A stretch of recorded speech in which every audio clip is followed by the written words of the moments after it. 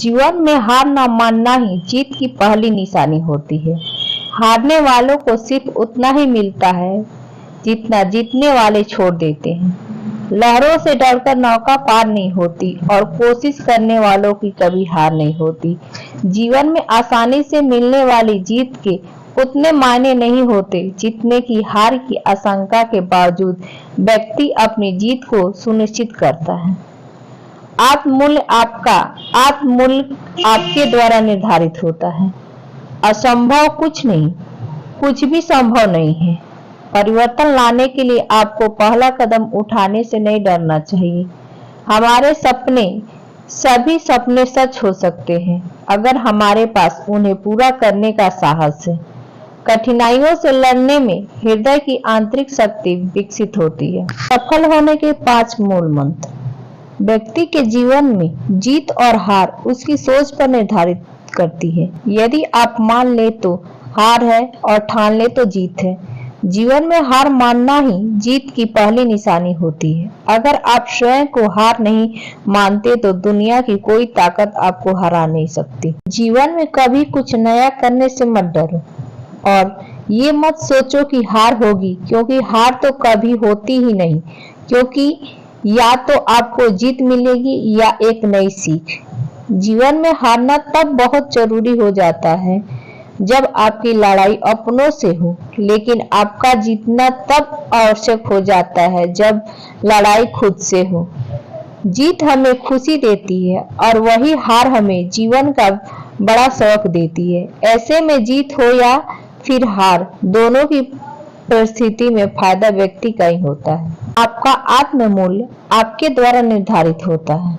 आपको किस पर निर्भर नहीं रहना चाहिए कि कोई आपको बताए कि आप कौन हैं। कुछ भी असंभव नहीं है। सब भी कहता है मैं संभव हूँ, इसलिए कभी भी हार ना माने।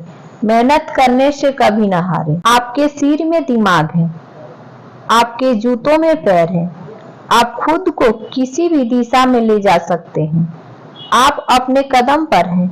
अपने आप जानते हैं कि आपको क्या पता है और आप ही वह व्यक्ति है जो तय करेंगे कि आपको कहाँ जाना है। हमारा रवैया एक छोटी सी चीज है जो बड़ा अंतर लाती है, इसलिए स्वभाव से हमेशा विनम्र रहें। परिवर्तन लाने के लिए आपको पहला कदम उठाने से नहीं डरना चाहिए।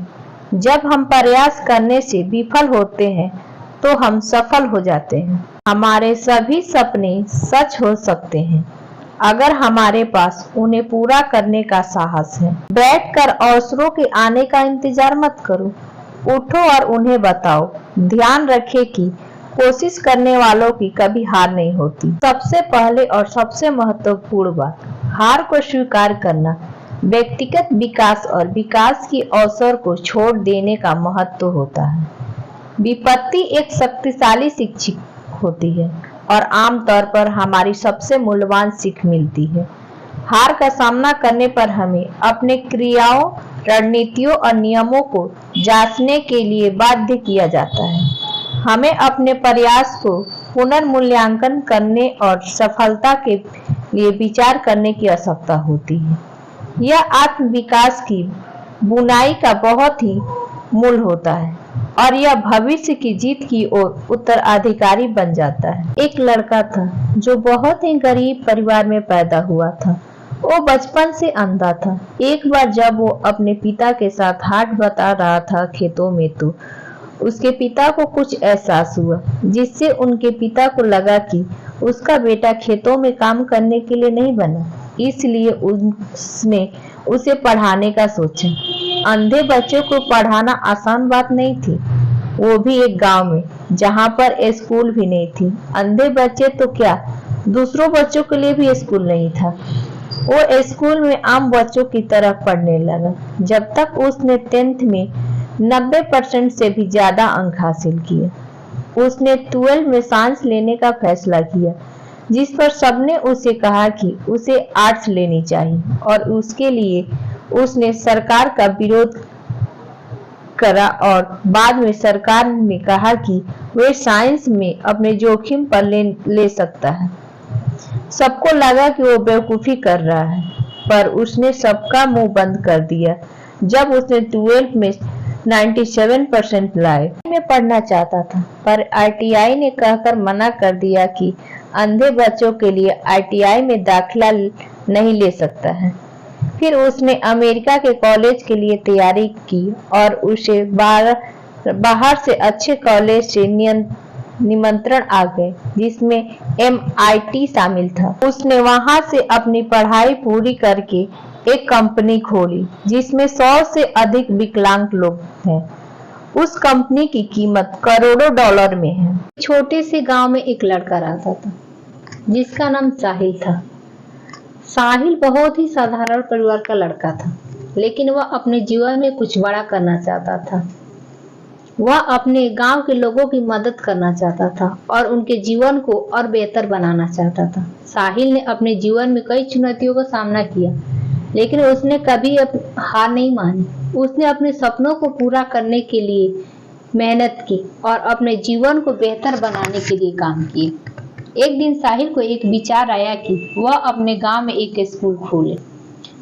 उसने अपने सपनों को पूरा करने के लिए मेहनत की और अपने गांव में एक स्कूल खोला और बहुत जल्दी साहिल का स्कूल पूरे गांव में प्रसिद्ध हो गया और लोग अपने अपने बच्चे को पढ़ने के लिए साहिल के स्कूल में भेजने लगे और इस तरह उसका सपना पूरा हो गया। फिर भी उसने अभी हार नहीं मारी। उसने सोचा कि कुछ और करते हैं। उसने अपने गांव में एक अस्पताल खोला ताकि उसके गांव के लोगों को बेहतर स्वास्थ्य प्रदान कर सके। साहिल का अस्पताल पूरे गांव में प्रसिद्ध हो गया और लोग अपने अपने इलाज के लिए साहिल के अस्पताल में आने लगे। साहिल का सपना सच हो गया।